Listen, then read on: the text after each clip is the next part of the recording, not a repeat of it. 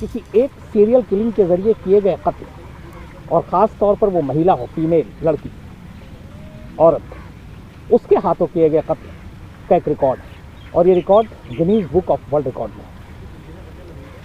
एक शाही परिवार की ऐसी राजकुमारी जिसने करीब 20 साल के अरसे में एक एक कर 650 लड़कियों का कत्ल किया, 650 कत्ल, ये रिकॉर्ड गिनीज बुक। कहते हैं इससे वहशी, इससे ज़्यादा दरिंदगी और इससे ज़्यादा इतनी बड़ी तादाद में कत्ल किसी एक महिला के हाथों और नहीं हुआ। तो ये एक रिकॉर्ड है दुनिया की सबसे बड़ी सीरियल किलर एक लेडी के नाम, और गिनीज बुक ने बाकायदा, गिनीज बुक में इसका नाम रखा गया है। 650 कत्ल कोई कैसे कर सकता है? एक तो पहली चीज़ सोच के परे की बात ये है, लेकिन दूसरी चीज़ ये कत्ल क्यों, वजह क्या? क्योंकि हर कत्ल के पीछे मोटिव और मकसद होता है। यहाँ कत्ल भी अजीब है, कत्ल का तरीका भी अजीब है, कत्ल का मकसद भी अजीब है, और जब कत्ल का खुलासा हुआ उसके बाद जो सज़ा दी गई वो भी अजीब है। तो कुल मिलाकर पूरी कहानी ही अजीब है। कहानी की शुरुआत होती है उस वक्त, करीब आज से 410 साल पुरानी कहानी है, 410 ईयर्स ओल्ड स्टोरी। 1556 में, अगर मैं गलत नहीं हूँ, शायद 1556 में ही इंडिया में अकबर राजा जो थे, उसका राजपाट था, भारत पर कब्जा हो चुका था मुगलों का, और अकबर 1556 में शायद कुर्सी संभाली, सिंहासन। इसके 4 साल बाद की कहानी है ये। 1556 में अकबर बादशाह ने हिंदुस्तान में अपनी सिंहासन संभाली, और उस वक्त भारत से करीब 6000 किलोमीटर दूर हंगरी है एक देश, हंगरी में एक लड़की का जन्म होता है। ये लड़की जो थी ये शाही परिवार की थी, इसका नाम रखा गया था एलिजाबेथ बाथरी, अगर मैं गलत नहीं हूं तो एलिजाबेथ बाथरी। 1560 में, 1560 में एलिजाबेथ बाथरी का जन्म हुआ, उसका नाम एलिजाबेथ रखा गया। बचपन से ही बेहद खूबसूरत एलिजाबेथ, माँ बाप ऊंचे रसूख वाले, परवरिश अच्छे से हुई, पढ़ाई लिखाई अच्छे से हुई, और बचपन में ही इस बात का एहसास हो गया था एलिजाबेथ को कि वो बेहद खूबसूरत है। उसके आस पड़ोस, रिश्तेदार, जानने वाले लोग हमेशा उसे इस बात का एहसास दिलाते। धीरे धीरे वक्त बीता, जब 15 साल की उम्र हुई एलिजाबेथ की, तब 15 साल की उम्र में एलिजाबेथ की शादी हो गई, और एलिजाबेथ की जो शादी की गई उस वक्त, वो शादी भी एक अजीब किस्सा था, इसलिए कि कहते हैं कि 10-12 साल की उम्र में ही एलिजाबेथ का पहले किसी से प्यार हुआ, इश्क हुआ, और उसके बाद फिर एलिजाबेथ की जो शादी हुई वो उस शख्स से हुई जो कि वहाँ का नेशनल हीरो था हंगरी का उस वक्त। उसका नाम था फेरेंक नटाज़डी। फेरेंक नटाज़डी, उस वक्त हंगरी और टर्की के बीच में एक जंग लड़ी गई, युद्ध हुआ जो काफ़ी लंबा चला, और उस युद्ध का हीरो था, क्योंकि वहाँ के आर्म्ड फोर्स का वो लीड कर रहा था।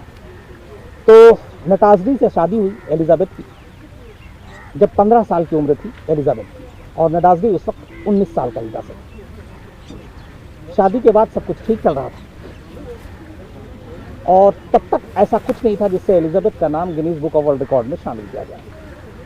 शाही परिवार की, लेकिन शाही परिवार में भी ऐसा नहीं कि राजा और रानी के एकदम घर की, बल्कि जैसे बहुत सारे रिश्तेदार होते हैं, बाकी चीज़ें होती हैं, उन्हीं में से। शादी के बाद एलिजाबेथ की माँ ने उसे एक महल दिया, उस महल में वो रहती थी अपने पति के साथ।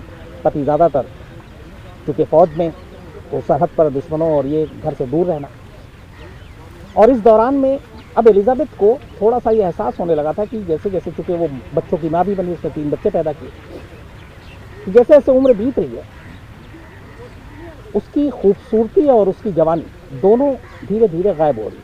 और कुछ लोगों से उसने पूछा कि ऐसा होता है, तब उसे बताया गया, और वो अपनी खूबसूरती और अपनी उम्र को लेकर बहुत ज़्यादा मतलब चौकन्नी रहती थी। इस बीच में बचपन में जो लालन पोषण हुआ, तो घर से ही बहुत सारी हिंसक चीज़ें भी उसने देखी। उसके फादर नौकरों को पीटना, इलाके के लोगों के ऊपर टॉर्चर करना, माँ का भी हाथ उठाना एक दूसरे पर, भाई का भी, ये सारी चीज़ें उसने बचपन में घर में देखी थी, और ये सारी चीज़ें उसके दिमाग में थी। कि गरीब, अपने से कमतर लोग, कमज़ोर लोग, उनको मारना पीटना बुरा नहीं है। इसी दौरान एक दिन महल में एलिजाबेथ बैठी हुई थी और एक उसकी जो नौकरानी थी वो उसके बाल संवार रही थी। इत्तेफाक से बाल संवारते संवारते वो बाल उलझकर उसके हाथों में आ गया और एलिजाबेथ का सर खुज गया। इससे एलिजाबेथ को थोड़ा दर्द महसूस हुआ, वो गुस्से में आ गई। गुस्से में आने के बाद उसने अचानक उस नौकरानी को जोर से एक थप्पड़ मारा। जब थप्पड़ मारा तो वो एक तो नाखून और थप्पड़ इतनी जोर से मारा कि उसके गाल से खून बहने लगा। खून के कुछ छींटे एलिजाबेथ के हाथों पर भी आ गए। गुस्से में सब कुछ हुआ। बाद में एलिजाबेथ ने खून को साफ नहीं किया। कुछ पल बीते और वो पता नहीं क्यों उस खून को जो उसके हाथ में लगा उस नौकरानी का, उसको देखती रही। थोड़ी देर के बाद वो खून वहां पे एक थक्का बन के जम गया। उसने खून साफ नहीं किया। कई घंटे बीत गए। कई घंटों के बाद उसने खून को साफ किया। जब उसने खून साफ किया तो देखा कि जिस जगह पे हाथ में वो खून लगा था वहाँ की स्किन ज़्यादा उसको अच्छी, मुलायम और मतलब एक खिली हुई त्वचा लगी। और जिस जगह पे वो ब्लड बाकी हिस्से पे नहीं था उसे लगा कि उस जगह की स्किन में फ़र्क है, और जहाँ पे ब्लड लगा वो स्किन अपने आप और सुंदर हो गई। उस पर खिंचाव आ गया, वो ज़्यादा खूबसूरत दिख रही, नरम है। अब ये दिमाग में उसके घर कर गया कि ये सब कुछ मेरे हाथ का ये स्किन अगर जहाँ पे जो बेहतर हुआ है ये खून से हुआ है। और ये वो पहली चीज़ थी जिसने उसे पूरी दुनिया की सबसे खूंखार सीरियल किलर बनाया था। ये बात जैसे ही उसके मन में आई और ये लगा कि इस खून की वजह से ये सब कुछ बेहतर हुआ है,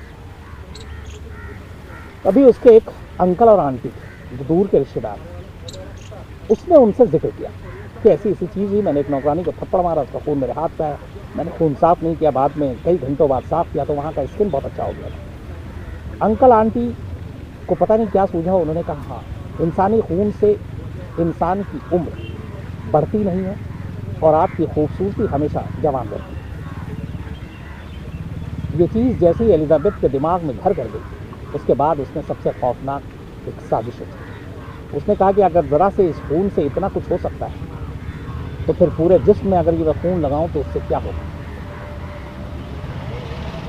कहते हैं कि इसी के बाद घर में काम करने वाली एक नौकरानी के उसने बुरी तरह से मारा पीटा।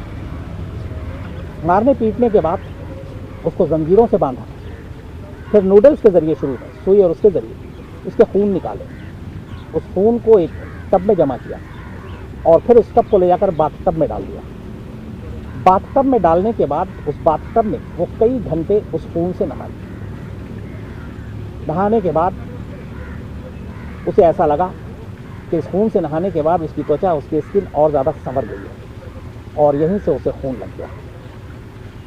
इसके बाद धीरे धीरे करके अपनी महल में एक रसूख वाली राजशाही परिवार से जुड़ी हुई, तो कोई कुछ कहता भी नहीं और वो अपनी नौकरानियों को एक एक कर इसी तरह मारने लगी। इस दौरान उसका पति लौटकर आता है और कहते हैं कि जब उसके पति ने आकर उससे ये कहा कि तुम बड़ी सुंदर और ज़्यादा हो गई है, तो उसने ये बात अपने पति को ही बता दी जो कि आर्मी में था। उसके आगे पति भी बेबस, और कहते हैं कि उसके बाद कई कत्ल उसने अपने पति के सामने और पति की मदद से भी, और फिर उसके खून को भी ले जाकर बाथटब में रखा और उससे नहाया। अब सवाल ये था कि कब तक आप, कितने दिन, कितने लोगों के खून से नहाएंगे, लेकिन उसकी प्यास जो है वो ख़त्म होने का नाम नहीं ले रही थी। जब महल में नौकरानियाँ कम पड़ गई तो उसे लगा कि अब क्या करें। उसने आसपास के इलाके में, गांव में जहाँ गरीब लड़कियाँ थीं, और पहली शर्त ये थी जो उसके अंकल और आंटी ने कही थी कि सिर्फ लड़कियों के खून से नहीं बल्कि कुंवारी लड़कियों के खून से अगर तुम नहाओगी तो तुम्हारी त्वचा, तुम्हारी खूबसूरती, तुम्हारी जवानी सब बरकरार रहेगी। तब उसने गाँव की लड़कियों पर नज़र रखनी शुरू की। नौकरों के ज़रिए उन्हें महल में काम करने के नाम पर बुलाया और बुलाने के बाद फिर एक एक कर उन लड़कियों को भी इसी तरह मारती रही। धीरे धीरे वो मारने में इतनी एक्सपर्ट हो गई थी कि कहते हैं कि कई लड़कियों को तो उसने अपने दांत से काट कर मार डाला। उसके हाथ पैर बांध देती, उसके बाद उसके गाल, उसके जिस्म के बाकी जगह पे वो अपने दांत को गड़ा देती, और कहते हैं कि कई बार तो उसने मांस के लोथड़े अपने दांत से निकाल दिए। कई बार उनके हाथ जला देती और इसी तरीके से खून निकालती, बाथटब में रखती और नहाती। ये सिलसिला शुरू हुआ था करीब 90 में, जब 1590 में 1590 जब उसने पहला कत्ल किया, जो उसके बाल को जो संवार रही थी और चोट लगी। और ये अगले 20 साल तक सिलसिला चलता रहा, 1610 तक। 1590 में शुरू हुआ और 1610 तक चलता रहा। इस दौरान 1603 में एलिजाबेथ के पति की मौत हो गई बीमारी से। 29 साल की शादी का दोनों का सफर रहा। शादी के 29 साल के बाद जब 48 साल की उम्र थी पति की, तो पति की बीमारी से मौत हो गई 2003। पति की बीमारी के बाद, मौत के बाद एलिजाबेथ को और आज़ादी मिल गई और अब उसकी भी उम्र ढलान पर थी। उसे लगा कि अगर अभी कुछ नहीं किया तो उसकी खूबसूरती चली जाएगी, उम्र हावी हो जाएगी, झुर्रियाँ आ जाएगी। ये बात उसे बड़ा सताती थी। पति की मौत के बाद वो और वहशी हो गई। इसके बाद फिर उसने फ्रीक्वेंसी बढ़ा दी, कत्ल की और नहाने की बात करने फोन से। अब इस चक्कर में हुआ ये कि जो गांव और दूर दराज से जो लड़कियां महल में बुलाई जाती थी वो वापस नहीं जा रही। जो भी लड़की एक बार महल में आ जाती वो वापस नहीं जाती। अब फ्रीक्वेंसी बढ़ाने से ये हुआ कि शुरू में चलो 10, 20, 30 लड़कियां इतने दूर दराज के गांव से वो गायब हो रही, किसी ने ध्यान नहीं दिया। लेकिन 2003 से 2010 के बीच में इतनी बड़ी तादाद में लड़कियां गायब होने लगी कि लोगों को शक हुआ। फिर गांव वालों ने आपस में बात की कि ये जो भी लड़कियां महल जाती हैं वो वापस क्यों नहीं आती। इसके बाद इन लोगों ने शिकायत की वहाँ के शाही परिवार और राजा से, लेकिन उस वक्त कोई सुनवाई नहीं हुई। इस दौरान में कुछ खुशनसीब लड़कियां थीं जो महल से अपनी जान बचा कर आई और उन्होंने गांव में कहानी सुनाई। उसको सुनने के बाद लोग और बहल गए। इसके बाद फिर शिकायत की और कहा गया कि इस मामले की जांच होनी चाहिए। आखिरकार 2010 में हंगरी के राजा ने अपने 2 मंत्रियों को इस पूरे मामले की जांच का आदेश दिया और कहा कि आप इसकी जांच रिपोर्ट दीजिए, क्योंकि लोगों की बहुत सारी शिकायतें आ गई थी और तब तक करीब 650 लड़कियां गायब हो चुकी जो महल में गई लेकिन महल से लौटी नहीं। तो अब 2 सदस्यीय जांच कमेटी ने पूरे मामले की जांच शुरू की। जांच शुरू करने के बाद धीरे धीरे वो विटनेस के पास गए और उसके बाद धीरे धीरे उनको कहानी पता चली। जो सबसे बड़ा सबूत मिला वो मिला उस महल के 4 नौकरों के जरिए। ये 4 नौकर वो 4 चश्मदीद थे जिन्होंने अपने आंखों के सामने एलिजाबेथ को, लड़कियों को, कुंवारी लड़कियों को हैवानियत की तरह मारते हुए, उनका खून निकालते हुए, खून को टब में रखते हुए और उस टब को बाथटब में रखते हुए और उस बाथटब में घंटों नहाते हुए देखा था। इन 4 नौकरों ने बयान दिया और फिर उन्होंने अपनी जान बचाने के लिए कहा कि मैं, चूंकि एलिजाबेथ टॉर्चर करती थी, धमकी देती थी, इसलिए हम इस गुनाह में शामिल थे, वरना हमारा कोई इरादा नहीं था। इन 4 नौकरों के बयान के बाद 2 सदस्यीय कमेटी ने राजा को अपनी रिपोर्ट दी। राजा ने फौरन ऑर्डर दिया कि इनको गिरफ्तार किया जाए। इसके बाद वहाँ की टीम, उस वक्त की पुलिस की टीम एलिजाबेथ के महल में पहुँचती है, जो अभी स्लोवाकिया है। ये महल तब वहाँ हुआ करता था। जब वो उस महल में गई पुलिस की टीम, तो वो हैरान रह गई। उस महल की तलाशी लेने के दौरान कई कंकाल मिले लड़कियों, और सबसे हैरान करने वाली बात ये थी कि एक तहखाने में कई जिंदा लड़कियां मिली जिन्हें जंजीरों से बांध कर रखा गया था और उनकी बारी आने वाले दिनों में आनी थी, जिनके खून को निकाल कर एलिजाबेथ को नहाना था। तो उन लड़कियों को आज़ाद किया गया। वो सारे कंकाल मिले, बहुत सारे नूडल्स, बाकी सुइयाँ और दूसरी चीज़ें मिली, खून के धब्बे और थक्के मिले। और फिर ये सारे सबूत मिलने के बाद राजा को बताया गया, 4 नौकर को गिरफ्तार किया गया और ये खबर धीरे धीरे बाहर फैली। अब इसमें यह था कि आखिर 650 लड़कियों की तादाद कैसे पता चली। एक नौकरानी थी जिसने कहा कि एलिजाबेथ एक डायरी लिखा करती थी और उस डायरी में उसके नंबर देते थे और वो नंबर 650 पे जाकर रुक गया था। आने वाले दिनों में शायद ये और बढ़ता। हालांकि वो डायरी एलिजाबेथ की और उसमें जो सारी चीज़ें थी कभी पब्लिक फोरम पे नहीं आई। उस वक्त हंगरी के शाही परिवार ने उसको अपने कब्जे में ले लिया। लेकिन उसी से ये पता चला कि 650 लड़कियों का कत्ल हुआ। दूसरा जब मिलान किया गया तो आसपास के जितने भी इलाके और गांव और गरीब लड़के लड़कियां थी उनसे पता किया गया, तो वो भी गिनती 600 के ऊपर जा रही थी जो अपने घर से गायब थी और जिन सबको महल में नौकरी के लिए बुलाया गया था। तो इन सारी चीज़ों, दोनों चीज़ों, एक डायरी और जो लड़कियां गायब थी उन गाँव वालों की रिपोर्ट के मुताबिक ये माना गया कि एलिजाबेथ ने अपने हाथों से 650 लड़कियों को कत्ल किया और उसके खून से नहाया। इसके बाद एक एक कर गवाह आने शुरू हुए। जो बाकी नौकर थे जो लड़कियों को लाते थे, वो कुल मिलाकर करीब 300 विटनेस सामने आए। हालांकि इनमें से एक ने भी 4 नौकरों को छोड़कर कत्ल होते या नहाते हुए नहीं देखा एलिजाबेथ को, लेकिन उससे पहले की सारी कड़ियाँ उन्होंने जोड़ी कि हाँ ये लड़की कब कब आई, उसके बाद दोबारा कभी नहीं देखने को मिला। महल के अंदर से जब छापा पड़ा तो उन लड़कियों के कत्ल, कुछ के गहने, वो सारे सबूत भी मिले कि हाँ, इसका मतलब है कि महल में इनकी निशानी मौजूद है, लेकिन वो दुनिया में नहीं है। फिर जानकारी के दौरान ये भी पता चला कि अपनी खूबसूरती और जवानी को बरकरार रखने के लिए एलिजाबेथ ने कई लड़कियों के मांस भी खाए, यानी एक तरह से वो आदमखोर भी बन गई, क्योंकि उसे बताया गया था कि कुछ पार्ट्स शरीर के खाने से आपकी त्वचा, आपकी उम्र, आपकी खूबसूरती बरकरार रहेगी।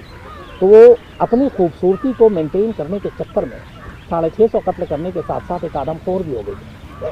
ये सारी दहलाने वाली कहानियाँ जब धीरे धीरे सामने आई, इन्वेस्टिगेशन एजेंसी की रिपोर्ट आई, उसके बाद मुकदमा चला। मुकदमा चलने के बाद चारों नौकरों को आनंद फानंद में फांसी दे दी गई, मौत की सज़ा सुनाई गई और उन्हें मौत दे दी गई। अब बात बची एलिजाबेथ के ऊपर कि एलिजाबेथ का क्या किया जाए। उस वक्त के हंगरी के कानून था कि शाही परिवार के किसी सदस्य को मौत की सज़ा नहीं दी जा सकती, और एलिजाबेथ शाही परिवार से ताल्लुक़ रखती थी।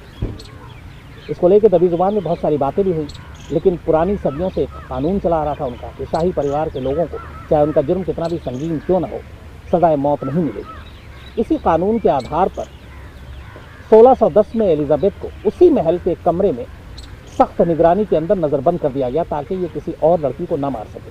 पहरा बिठा दिया गया और एक आम कैदी की तरह एक कमरे में उसे रखा गया। हालांकि उसकी ज़रूरत के हिसाब से उसकी सारी चीज़ें उसे दी गई, लेकिन कमरे से बाहर निकलने की इजाज़त नहीं थी।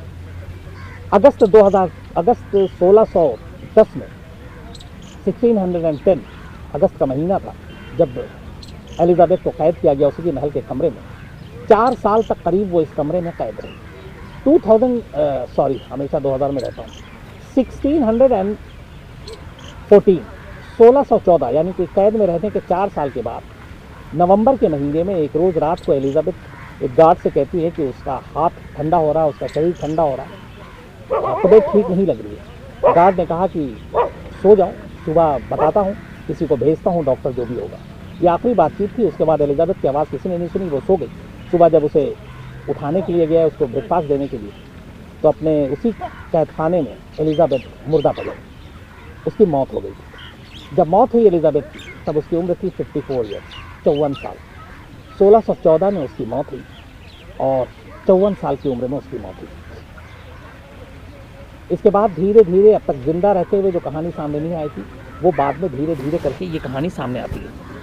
कहते हैं कि जो ड्रैकुला नॉवेल लिखा गया था, उस नॉवेल की कल्पना जो राइटर ने की थी, वो असल में एलिजाबेथ की स्टोरी से ही की थी। एलिजाबेथ की कहानी 1590 से खून करने का शुरू हुआ, 1610 तक चला। 1614 में उसकी मौत हुई और 1789 में शायद ड्रैकुला की ये नॉवेल आया था, जो आयरिश कोई राइटर थे, उन्होंने लिखा था, मैं नाम भूल रहा हूँ। तो बाद में हुआ कि ड्रैकुला, जिस पर फिल्म भी बनी, सारी चीज़ें हुई, वो असल में एलिजाबेथ की कहानी से इंस्पायर्ड होकर लिखी गई। हालांकि इसका कोई पुख्ता सबूत नहीं है कि ऐसा कुछ है, लेकिन बहुत सारे लोग ये कहते हैं। तो एक अजीब ये कहानी कि एक महिला जिसको अपनी खूबसूरती पे इतना नाज और इतना डर कि ये खूबसूरती गायब ना हो जाए, एक महिला जो बूढ़ी नहीं होना चाहती थी, एक महिला जो अपने शरीर पर झुर्रियाँ नहीं देखनी चाहती थी, और इसी सनक में उसने 650 कुंवारी लड़कियों का कत्ल कर दिया और उन 650 लड़कियों के खून से बाथटब में घंटों नहाया। मतलब सोच से परे की कई खबरें होती हैं कि कैसे कोई इंसानी एक तो किसी की जान लेता है, ऊपर से उस खून के को बाथटब में आप रख कर आप घंटों उसके अंदर नहा रहे हैं। ये मतलब सोच से परे की चीज़ है।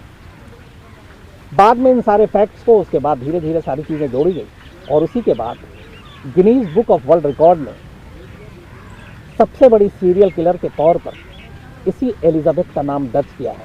और उसमें गिनीज बुक में है कि अराउंड 650 कत्ल, 650 कत्ल एलिजाबेथ ने किए और 650 लड़कियों के खून से नहाया। तो ये दुनिया की सबसे बड़ी, हालांकि एक बहराम खान और कितने मैंने सीरियल किलिंग की आपको कहानी सुनाई है जिसमें उन्होंने बहुत सारे कत्ल किए, लेकिन दुनिया में जब भी किसी लेडी सीरियल किलर का नाम आएगा जिसके हाथों सबसे ज़्यादा खून हुए, तो वो शायद इसी एलिजाबेथ का नाम आएगा जिसके सर पर 650 लड़कियों के खून का इल्ज़ाम था और जो एक शाही परिवार से थे। हालांकि उसी शाही परिवार के होने की वजह से उसे मौत की सज़ा नहीं दी जा सकी, लेकिन कुदरत ने अपना जलवा दिखाया। 2010 में वो 1500 90 से शुरू किया। 1610 में वो पकड़ी गई, 1610 में उसे नज़रबंद कैद किया गया और उसके 4 साल के बाद ही 1614 में उसकी मौत हो गई। तो बेशक शाही परिवार के कानून ने उसे मौत की सज़ा न दी हो, उसे मौत से बचा लिया हो, लेकिन ऊपर वाले ने उसे सज़ा दी और 4 साल के अंदर अंदर उसका हिसाब कर दिया। ये थी कहानी दुनिया की सबसे बड़ी लेडी सीरियल किलर की।